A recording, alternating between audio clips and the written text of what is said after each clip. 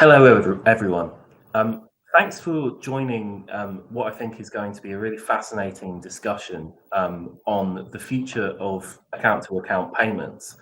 I'm Nick Maynard. I'm VP of Fintech Market Research here at Juniper Research. I'm proud to be leading this roundtable with, I think, two experts who are going to be really fantastic and have such great insight into this sort of rapidly growing market. So I'm joined by Gavin McLean, who is Head of Payment Product at GPS Europe at HSBC. Pleasure to have you here, Gavin. And also joined by Todd Clyde, who is CEO at Token.io. So again, fantastic to have you here, Todd. Thank you, Nick.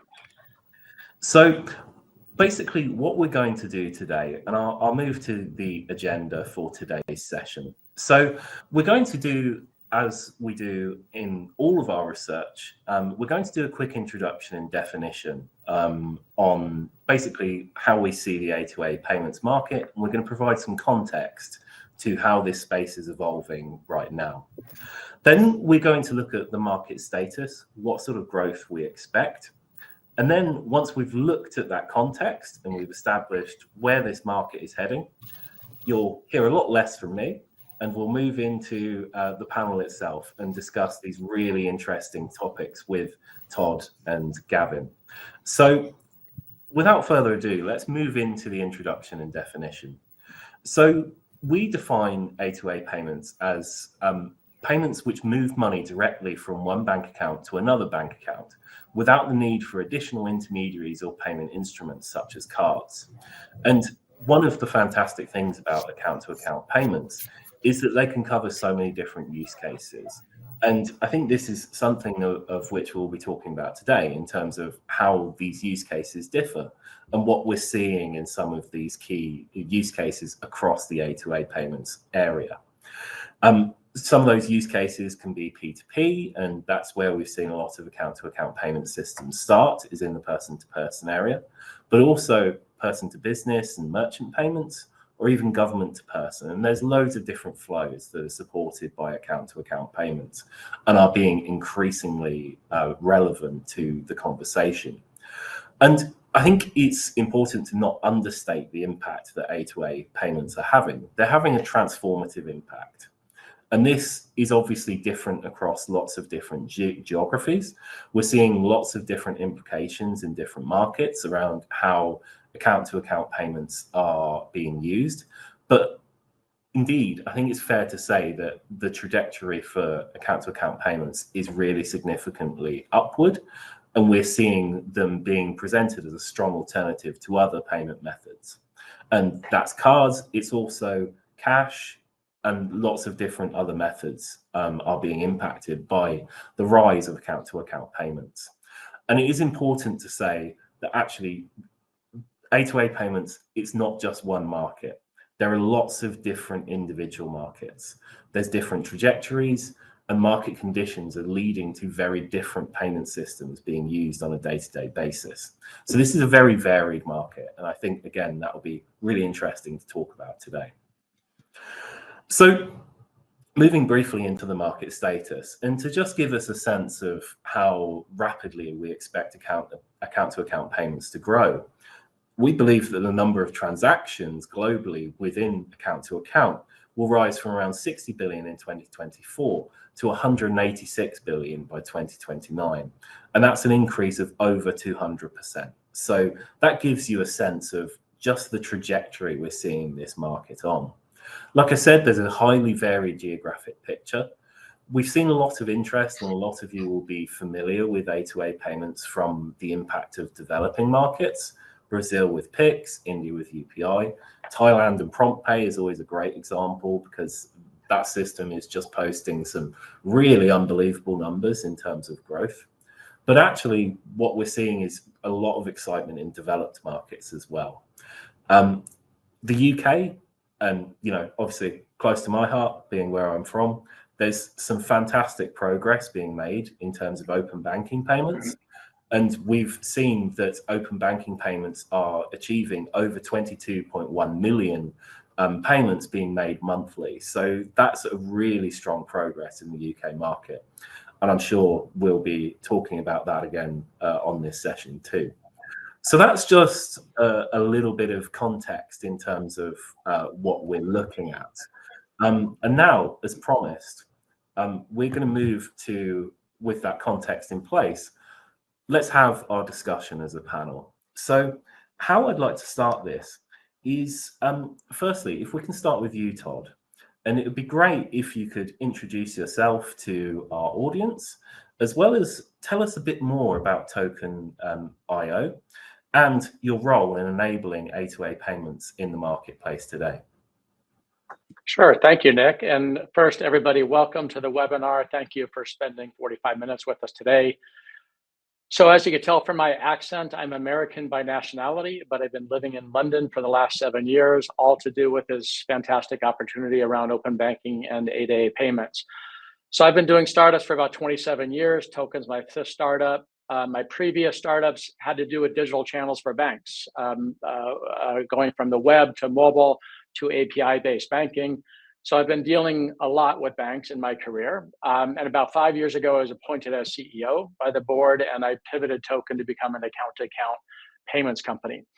So that's about me, but about Token. So we provide infrastructure for account-to-account payments for financial institutions and payment institutions. So what that means is we provide a network for payments using open banking, and that network covers 21 countries, 560 million bank accounts across Europe. We also provide a payment infrastructure layer that really gives banks and payments companies a turnkey ability to launch pay by bank or launch account-to-account payments. And then third, what I think is unique about Token is we really provide innovation and growth services to our customers to help them innovate and successfully launch account-to-account payments. So I guess a few statistics on the business. So we processed the very first open banking-based payment in the UK and Europe way back in 2018.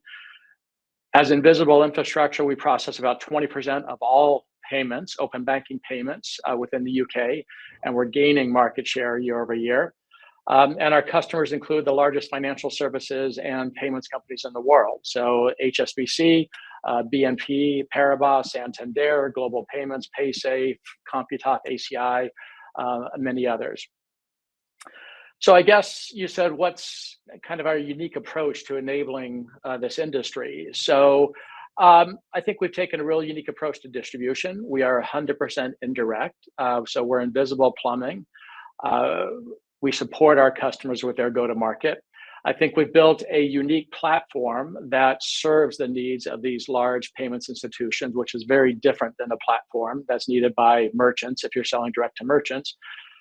And as I mentioned 30 seconds ago, I think our innovation and growth services are unique in helping banks and large payments providers really navigate how do you launch A2A as a mainstream payment method alongside your other payment methods as a bank. So that's myself, and that's Token, and look forward to engaging the dialogue. Fantastic, Todd. I think that's hugely interesting. I think we'll be diving into a lot of that over the next few minutes, which is great. But let's go to you, Gavin, next. And it'd be really fascinating to hear about yourself and about HSBC Open Payments. And I think from my perspective, what would be really valuable is actually for such a big bank to focus on an area like this. What was the rationale there actually behind developing this, and how has that turned out for you? Okay, thanks, Nick. Great to be here. I'll follow Nick's format. So a little bit about me. So I'm a lifelong payments geek. That's what I know. I've been here at HSBC for 5 months, leading the payment product teams in the Europe region for HSBC.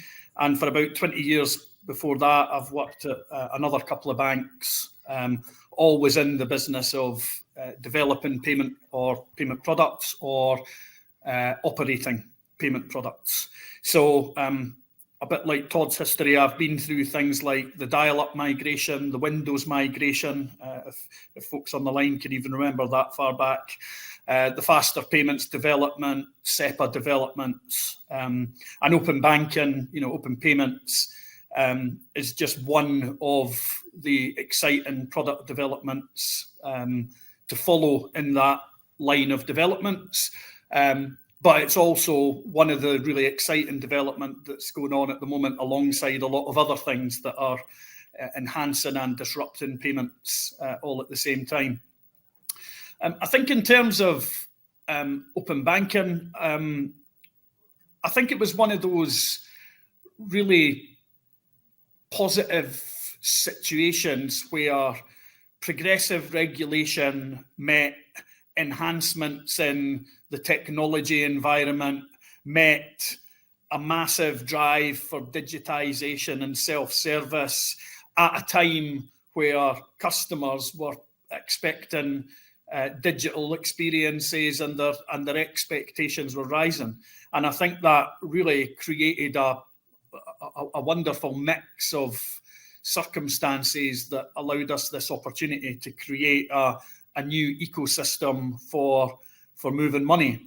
And bringing that back to HSBC, that allowed us the potential to do a couple of things. One was to meet the demands of our customers for those digital experiences and those self-serve opportunities. It gave us an opportunity to extend the range of payment options available to our consumer customers, but also our business customers and merchants who need to get paid. And it also allowed us to really harness some of the power of the instant payment rails, which were developing around about the same time. So its origins were a really good mix of factors, and it really just presented a great opportunity to broaden the range of services. New payment networks don't pop up every day. So that was a really great opportunity. And it really appeared to be addressing an emerging and evolving customer need. So that's what made it really interesting for us. Yeah, I think that's just so interesting to hear that from actually that banking perspective in terms of, this is why we wanted to get involved. And I think that brings a lot of these issues home in terms of actually this is why, and this is what's driving this market forward. Sort of on the flip side, it's interesting to me, and maybe something you can talk about, is what value are you seeing that deliver in practice to your customers? And how has the market responded to it so far? Yeah, so I think in terms of the value to customers, if you've done the open banking journey, and I'll maybe flatter or embarrass Todd here a little bit, but if you've been through one of those flows, it's a really intuitive customer experience to go through. Right, it works really elegantly when it's pieced together properly. So that adds a real value to our business customers' checkout experience.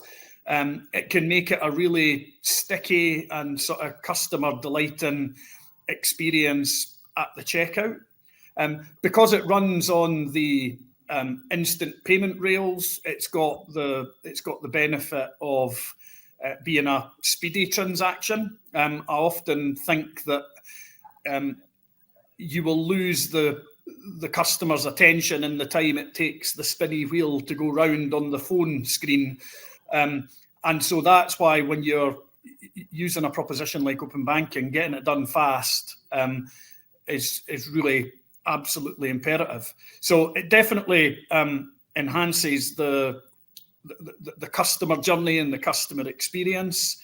It broadens that range of payment acceptance methods. Not all of our customers can be too picky or too precious about how they let their customers or their donors or their supporters pay them. So opening up additional options is definitely one of the ways that we can help that customer base. Yeah, great. Really, really interesting stuff. I should have mentioned at the outset, so a note to everybody that there will be a question and answer at the end of this session. So to the right of your screen, there should be a tab called Q&A.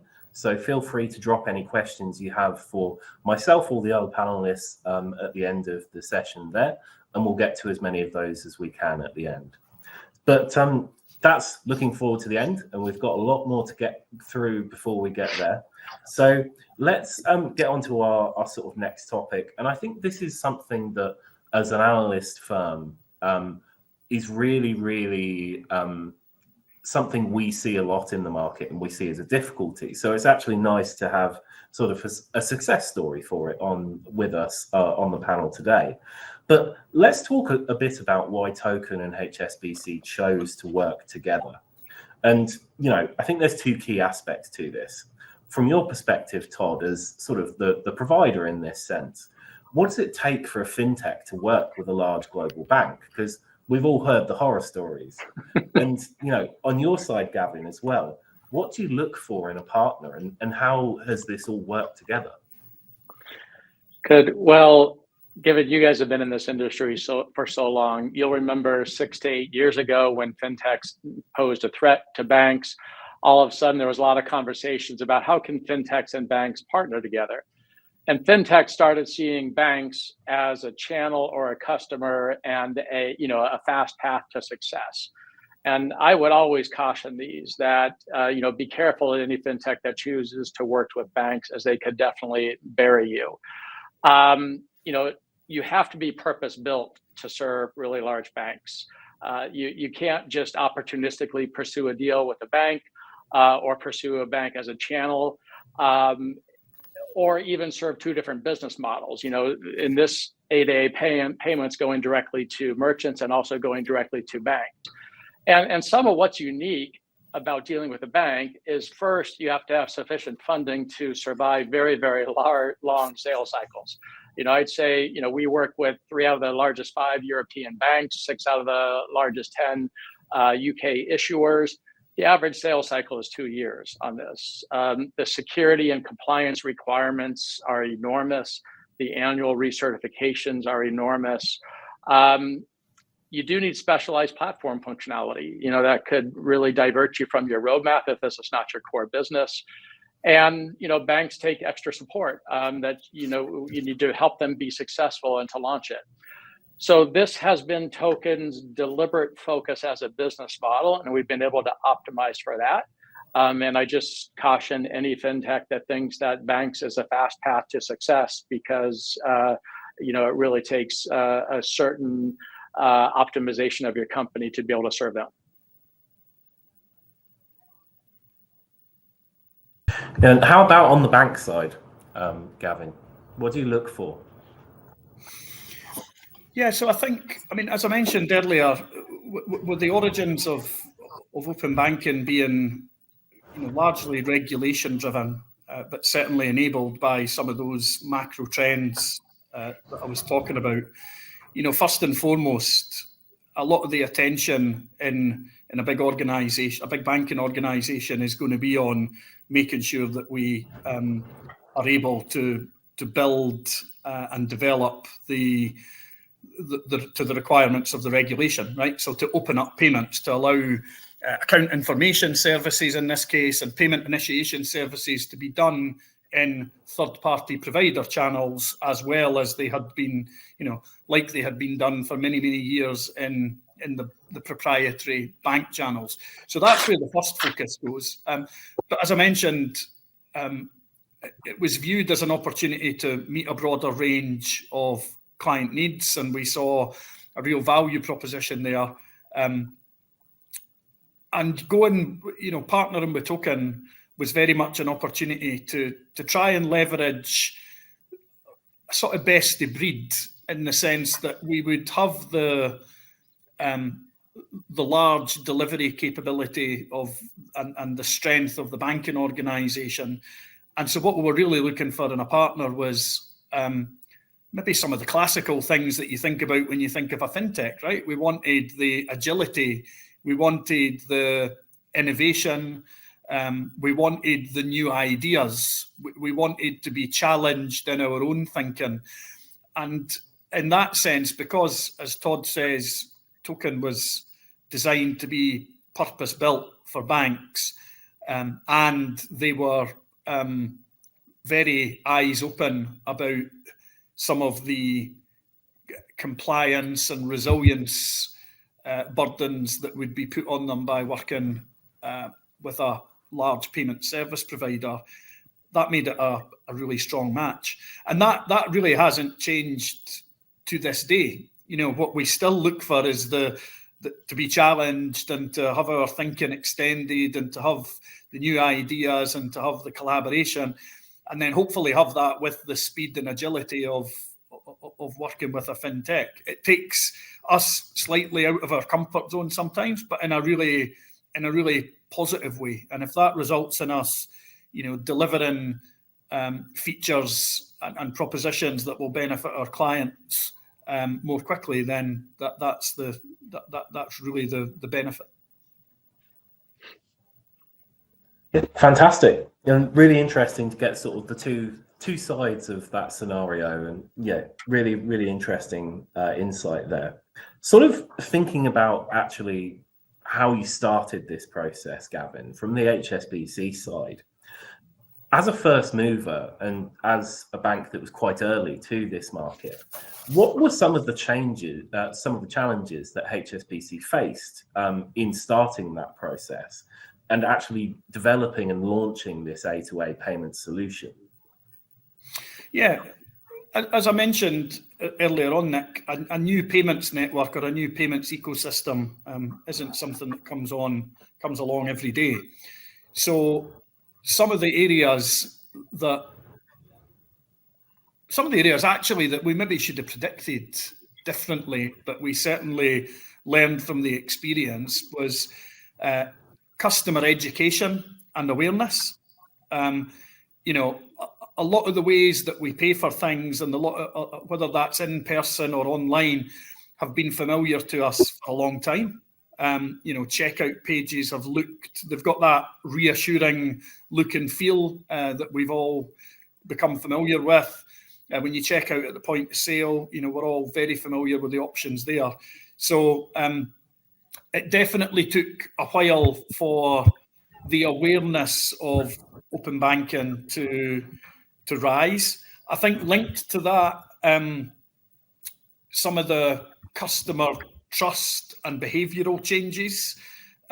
Probably, you know, you got the usual distribution of fast movers and early adopters, but there wasn't mainstream adoption in the early days. And I think a lot of that was down to it being new and, you know, the trust and the familiarity having to build to then change the customer behaviour. And then finally, and I think it's something that the industry is still seeking to address at the moment, and that's on consumer protection.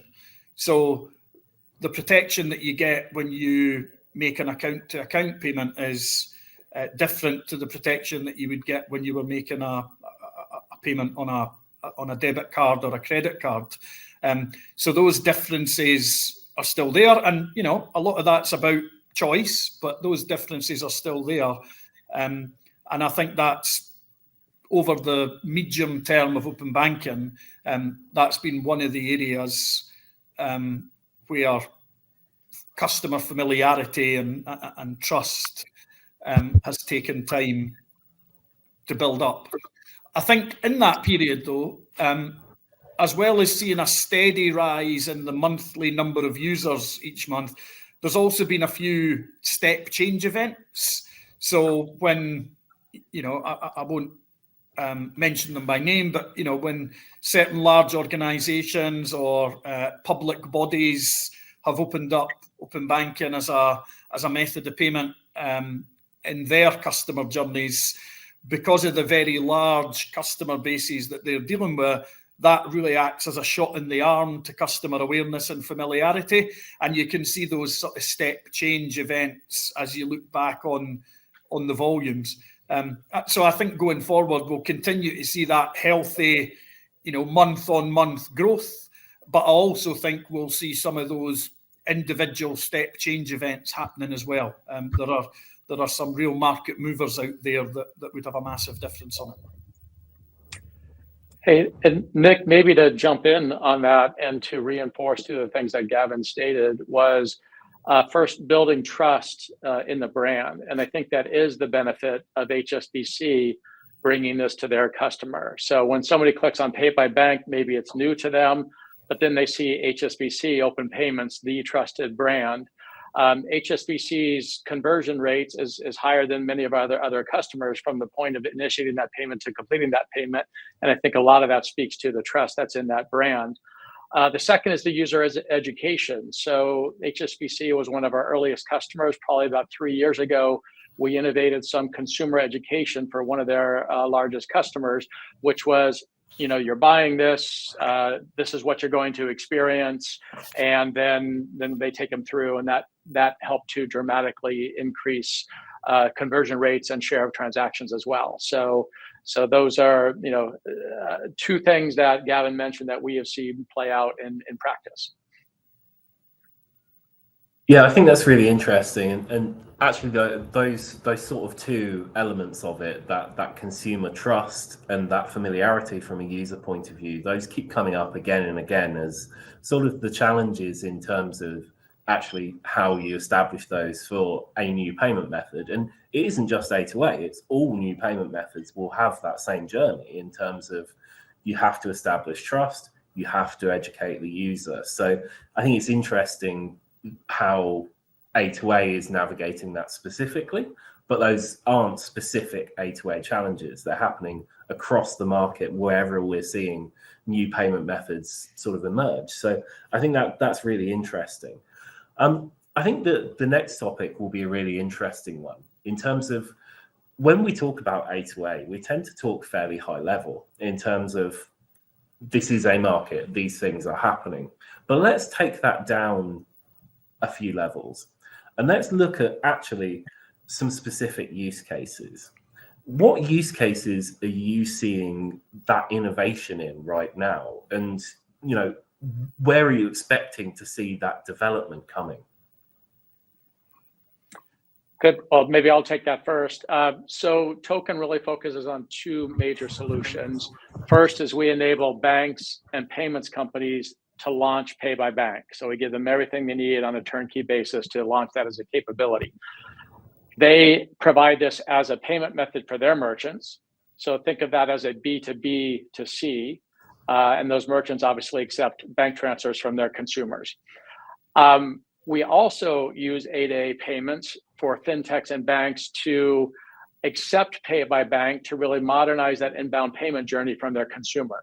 So think of this directly of the bank engaging with their consumer to load funds. So that's a B2C business model. So drilling into those, so the external one, the first one I mentioned, launching Pay by Bank, this is e-commerce use cases, in-store checkouts, bill payments, invoice payments. The internal use cases are really used for moving money in and out of the bank. So adding deposits, opening accounts, topping up accounts, repaying credit. So repaying credit cards, repaying financial support, repaying loans, repaying mortgages. So those are the major use cases we're seeing right now. I think the areas of innovation that we're seeing is, definitely improving the user experience right now. There's a lot of focus on that to drive conversion rates and adoption. Second is enabling recurring payments, which I know we're going to talk about later, but also different ways of extending A2A into more and more use cases. So pay by link to enable person-to-person payments, to enable easier invoice payments, to enable in-store payments, integrating with e-commerce shops to be able to extend the reach and kind of maximize the number of consumers that can access this payment method. So we really see a lot innovation at the core around recurring payments, and then innovation at the edges, extending this further and further into different payment journeys. Yeah, really, really interesting. Gavin, what's your take on this? Yeah, very similar. Moving my money to me somewhere else is definitely a big use case. So moving, money between my accounts, moving money help me to top up my savings account or my cash ISA or something like that is a very, very common one. We're seeing a lot of interest in the click to pay or request to pay, particularly related to invoicing events. So, putting a link or a button on there that can allow somebody to pay for goods or services using an open banking payment.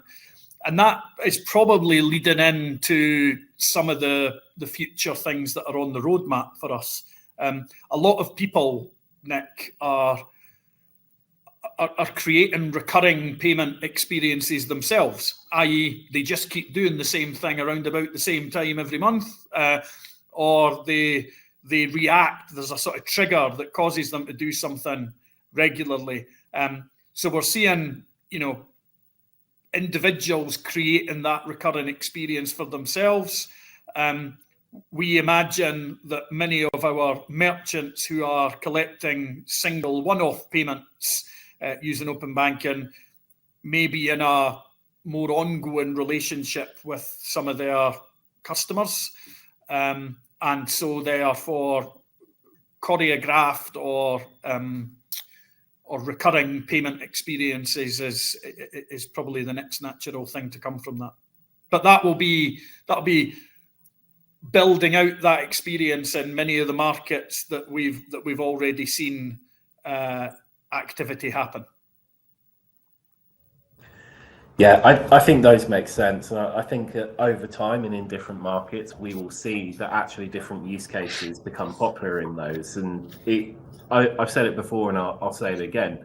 There's no one size fits all A2A solution. And actually there's A2A being used differently across a lot of different markets. And I think that's something we will see sort of increasingly as we go forward. We'll see some of those use cases. And Gavin, I really liked the examples you gave of those sort of me-to-me transactions. I think that's where we've seen a lot of the early interest is in those kinds of transactions. But there's a lot more use cases that are going to be disrupted by this as well. One of the things you both mentioned, and I'm keen to get onto it because it is so topical, is the concept of recurring payments or VRPs in this specifics. When do we think, and I know this is a very big question and people are getting asked this all the time, but when do you think we're actually going to see commercial VRPs live in the market at scale? And what barriers are there for us getting there as a market? Because this is something we've all talked about for a little while. Good. Well, maybe let me start with defining what VRPs are and then kind of the opportunity they provide, and then we can get to when are they coming. So VRP stands for variable recurring payments. Nick keeps saying there's many flavors of A2A. So A2A powered by open banking, which is a subcategory of A2A, allows you to do single initiated or single immediate payments, which means it's a payment initiated by a payer and authenticated by a payer. So that's really only about 10 to 20% of the types of payments we make. So recurring payments moves outside of what banks were required to do as a regulation, moves into the realm of premium APIs, another type of A2A payments, and will allow us to do recurring payments. And why this is going to be such a big deal is it really increases the addressable market 5 times. VRP can address 80 to 90% of the types of payments we make. You can replace card on file. You can replace direct debits. You can replace standing orders. It's also going to be simply a better payment method. It's going to be easier to set up in the flow of a payment. It's going to be lower cost. It's going to be instant. And for the first time, there's going to be significantly more controls for the consumer around that type of payment. So that's what it is. So when is it coming? So VRP comes in 3 different flavors. So the first one is what's known as sweeping, a me-to-me transaction from one institution to another institution. That's already here. Token and others are already doing those as transactions. Commercial VRP, Nick, is what you asked about, is where that's coming in 2 different phases as well. So the first is really low risk commercial VRP. So that's going live with utilities, financial services, government payments, even rail train line payments. That is going to go live. And what's been taking so long? You got to figure out liability. You got to figure out commercials models. You got to figure out consumer protection, and we will be live in the market with pilots in the second half this year. So let's say early Q3. Then the next phase after that comes commercial VRPs, because you then need to deal with consumer protection, and that's for e-commerce, and that'll be coming in the first half of next year. So, for those of you that are going to be consumers or adopters of this type of payment, there has unfortunately been a delay for 1.5 years, 2 years, but it's definitely got a lot of momentum now with the new payments vision. And now is the time to start looking into it and start getting prepared, because it will be here within 3 to 4 months. Great. Does that chime with what you think, Gavin? Is that where you are with VRPs? Yes, I think so. And I think a lot of the developments that we're talking about in open banking or account-to-account payments have been, they've had a healthy period in the making, let's say. And I think that links back to some of the comments we were making earlier about the trust and the familiarity. Right. One of the things about great payment networks, often it's about ubiquity of reach. It's about the speed, the transparency, but actually some of the key attributes of really successful payment networks and payment schemes is the high levels of trust and the high levels of familiarity that people have in them. And that's a trust that's got to be earned, right? So actually, for me, I don't think it's out of character for any innovation or new development that it builds up in stages. I think if we could probably all imagine a blueprint for open banking payments that would be much more extensive and much more functionally rich than we saw on day one. But actually, that then brings you challenges to deliver.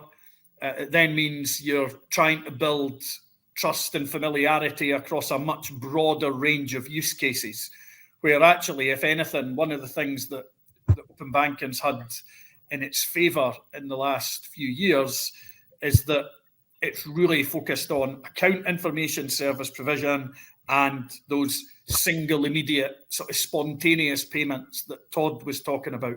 And if we look back on this in 10 years' time and say, actually, that earned us the trust, that gave us the license to operate, and that gave us the platform from which to innovate, and now we've got all of this other great stuff, then actually I think we'll probably reflect on that as being well worth the investment of time, because we'll have a payments ecosystem really something to be proud of. Yeah, I think that's a really great perspective on it. And I think those are really some of the goals we have to aim for as a market. So really, really interesting. Gavin, in terms of where we're going with A2A, and I think that, the title of the webinar was about the future. Let's think about the future. In terms of actually, what is HSBC Open Payments focusing on, developing and expanding within its offering, and sort of what's on the roadmap? Where are you headed here? Yeah, thanks, Nick.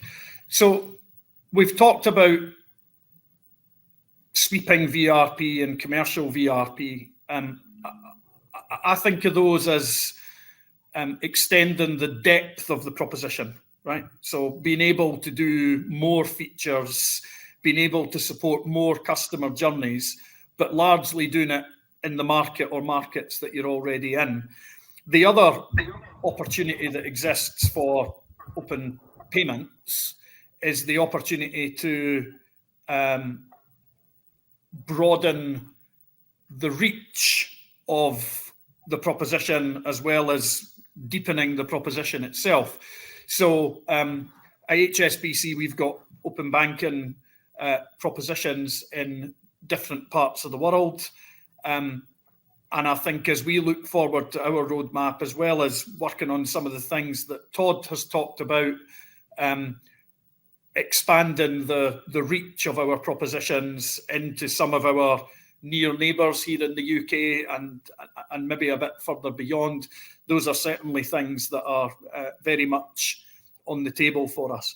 And, you know, you mentioned some of the sort of really startling statistics at the start of the call. You know, India's instant payment system processing billions of payments each month. You know, it really is just amazing. And I think there's going to be a really interesting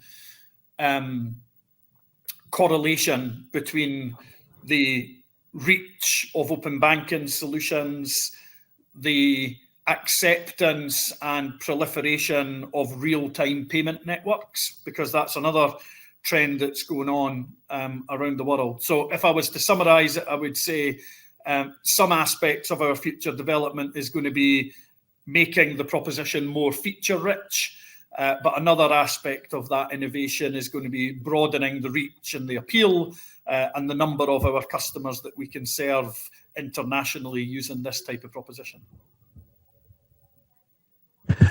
Yeah, I think that's fascinating to get that insight into actually where HSBC Open Payments is headed. So I really thank you for that. That's really insightful there. I think let's start to wrap up in terms of sort of our final thoughts for the future before we get to a few of those questions. And, you know, thank you to the audience for the amount of questions we've got flooding in. So we'll try and get to as many of those as we can. Todd, if I can start with you on this future element, what do you see the trajectory of the A2A payments market being in the next 3 to 5 years? And what really excites you about that future? What are you really looking forward to reaching? Good. Yeah, so adoption in the UK is forecast to start to accelerate. It's been growing about 58% year over year for the last 2 years. It's forecast to grow 70% for the next 4 years. It's forecast to become from less than 1% of all payments to 10% of all payments. Now that's open banking as a subcategory, really projecting the broader A2A category from about 11% to 22%. So all the growth coming in A2A in the UK is being driven by open banking. Europe, similar statistics. It's being projected to grow 168% over the next 5 years. Key growth markets being UK, Spain, France, Germany. And so, you know, the outlook is very, very strong. And, you know, why? That's because the tailwinds are picking up. So banks are adopting. Banks have invested so much money in complying with the PSD2 regulation. They're now saying, how do we leverage this and adopt it ourselves? The new payments vision in the UK really painted the picture that they need payments independence, which means faster payments plus open banking equals A2A payments. VRP is really picking up momentum. In Europe, instant payments regulation. So it was earlier this year that banks had to comply with receiving. Later this year in October, every bank must support sending instant payments. That's really going to be a rocket ship as well. And then there's many other, Nick, you said many times A2A comes in many different flavors. There's many different premium API initiatives going on that are going to allow more and more capabilities. So there's the SEPA payment account access scheme in Europe. There's the Giro API scheme that's coming up in Germany. There's the Visa A2A initiative as well. So, you know, what excites me is, well, I'm going to echo what Gavin said. We're launching a new payment method. How many times in your life do you get to do that? And why? Because all the conditions were there. So the supply was there. We had instant settlement plus easy access as mandated through open banking. The demand is there. Merchants want lower cost. They want to reach anyone with a bank account. And we can't forget this, the user experience, especially in the UK, has been so good that it now really is ready for prime time to be able to launch. So I think if you look at the tailwinds that I mentioned, the fact that it solves real problems, the fact that the ecosystem is there and ready, while growth to date has probably been slower than we would have imagined, I do see it starting to accelerate and pick up here going forward. So yes, I've been in digital channels for a very long time, and I remember when they were called alternative channels to banks. And I'm not going to leave A2A payments until they're no longer called alternative payments, and they're just known as a mainstream payment method. So I'm looking forward to eliminating the word alternative. I like that. I like that a lot. Gavin, thoughts? Yeah, I agree with Todd. Let me just put a little bit of bank perspective on it, because I am excited. I am, as I mentioned, a payments geek. I am a bit of an open banking evangelist. We need to make sure that what we do with open payments continues to be really, really strongly anchored to customer needs in the ecosystem. It's not going to happen because we imagine it or wish it into being. It has to be really, really strongly linked to what customers are looking for, whether that's the payer side or the payee side, the consumer side or the merchant side. We've really got to keep that in mind. We've got to find a way for open payments propositions to coexist with lots of other payment options and choices that are out there for businesses and for consumers. So in that sense, it's not a fight for survival, it's a fight for relevance and positioning. And as Todd says, whether that becomes 11% in the UK or 22% elsewhere, we've got to find the rightful place for this to fit.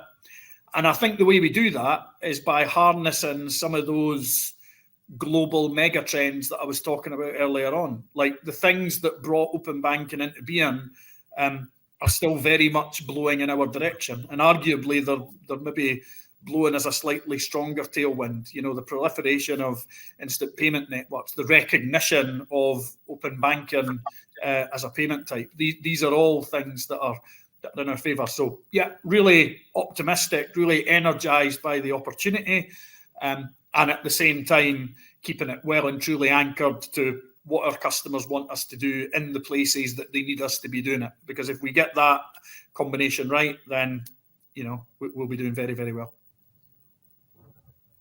Yeah, perfect. Well, lots of optimism, and everyone in the audience would have seen my optimism at the start when we presented the future trajectory of the market as well. So I think it's going to be fascinating to watch over the next 3 to 5 years to actually see how much of that growth is realized. And I think actually what we've had to an extent is some of the growth has been even stronger than we've predicted in certain markets. We mentioned India as an example, and I think for a while there, every single time a new bit of data came out about that market, it was just mind-blowing in terms of how fast that was growing. And my hope is that we get those moments going forward over the next 3 to 5 years of, wow, it's really grown that much. And that's what I'm really looking forward to in the market.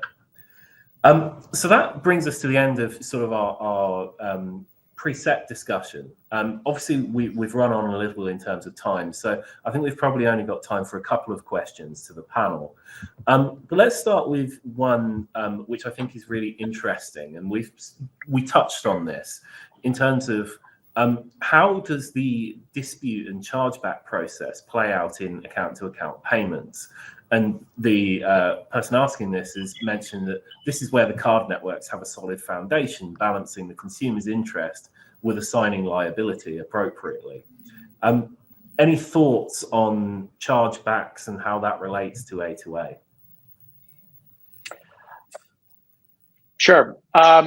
So consumers are already protected under the law if something goes wrong with their A2A payment.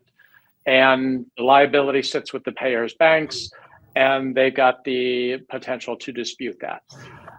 Yes, a dispute resolution system, I think, would allow them to benefit from more efficient dispute capabilities, but the dispute protections already exist. Not yet talking about consumer protection.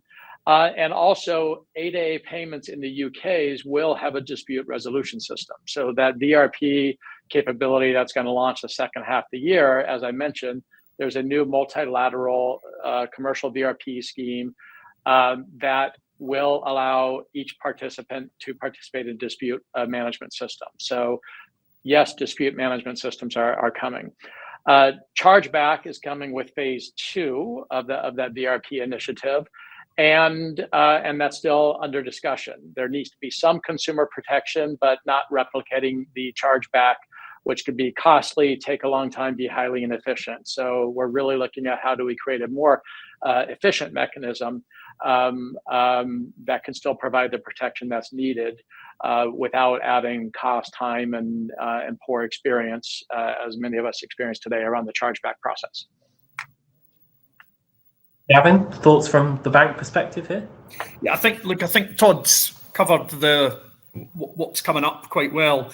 What I would just say to Vijay is I've mentioned in the past that we've seen good levels of organic growth on account-to-account open banking payments over the years, but they've been given a shot in the arm by certain merchants enabling them, which has then caused a real jump in the volumes.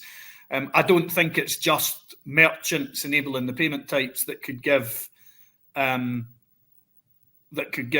banking volumes a turbo boost or a shot in the arm. And I think if you look at many of the most successful payment schemes, and I'm deliberately mentioning schemes rather than networks, but if you look at the schemes that do well, the protection that you get when you pay with a credit card as a consumer, or the protection that you get from the direct debit guarantee in the UK,